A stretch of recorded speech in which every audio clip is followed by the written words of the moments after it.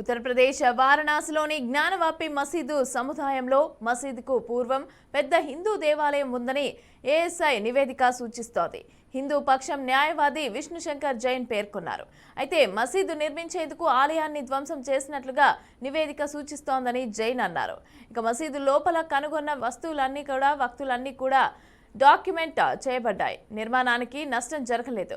శాస్త్రీయ అధ్యయనం ఆధారంగా ఇప్పటికే ఉన్న నిర్మాణంలో గతంలో ఉన్న నిర్మాణానికి సంబంధించిన స్తంభాలను ఉపయోగించారు. ముందుగా ఉన్న నిర్మాణం అక్కడే ఉంది అని ఆయన అన్నారు. फिर sculpture remains in the cellars etcetera.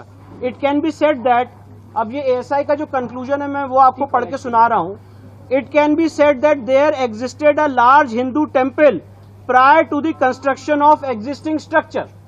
मतलब एएसआई ये कह रहा है कि ये कहा जा सकता है कि यहाँ पे एक बहुत बड़ा भव्य हिंदू मंदिर था prior to the construction of existing structure. मतलब इस मस्जिद से पहले इससे पहले यहाँ पे एक हिंदू मंदिर एग्जिस्ट करता था.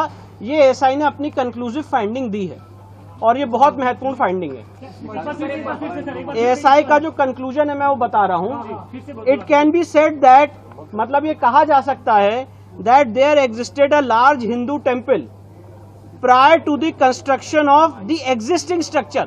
मतलब अभी जो स्ट्रक्चर है इस स्ट्रक्चर के पहले एक यहाँ पे लार्ज हिंदू टेम्पल था.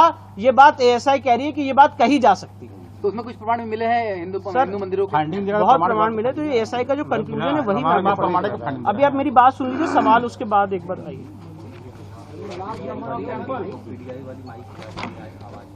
Large number sir it can be said that there existed a large Hindu temple.